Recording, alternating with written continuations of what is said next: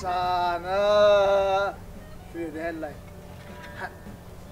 Üründe baş yapan olsam, sağırlan bari, oyunun yarını, düğünün hemmesini verecekti. Göre, ay bakışlı, üstü doğdaklı, vakti diysen gözü var, teristen onu. Arman hemmi bak benim elimde derler. Şuduran bağlıdır sana, şuduran bağlık. Deme bağlık, men rafı koyamam. Ara bak. Bak, çaktır. Bana bilen, zaten bilen ne vermeler. Sığır koyunlar parmağına. Altın veren, kümüş veren, lağlı mersen veren. Vah.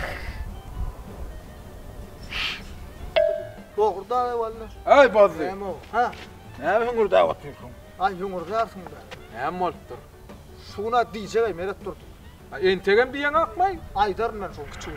Diyim melkeninde ha. Şuun ben şuna söyle diyecek. Diyer mi? Diyor. Ne diyeyim? Hadır Petrez üstade geçip git diye şuun kakrat başlığım yok. Başlığım yok şu. Allah. Barda gön var ha. Ay. Aydar şuna diyorum. Üstade geçip gitti diyor. Ay balamın. Men su alıp gel. Hava. Şu an. Alıp gel. Su gerek değil mi sana? Hava su Hadır. gerek. Hadır elter. Bana deydi. Sana değilim bak. Bana deydin gerek. Hava sana değilim. Bana deydi. Bana deydi diyor. Ama değdi mi? Bana deydi. Mami ödüm git. Şarsaptan götürdü seni.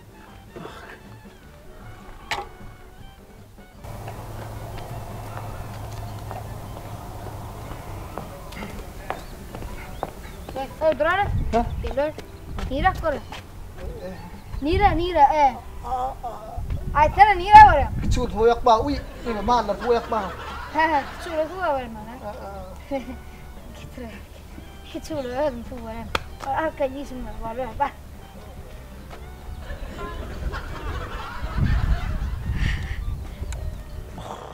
Bu da ağır ya. Nereden çıktı? Yanıma yoktu.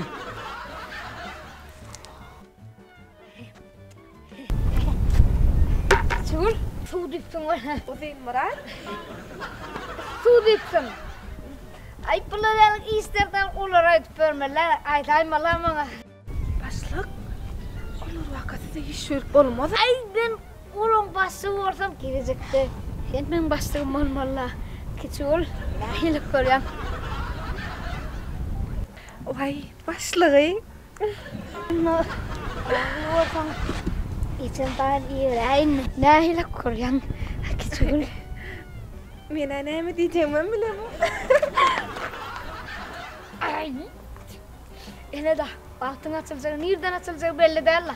Hey, gelever. Gördün mü gibi?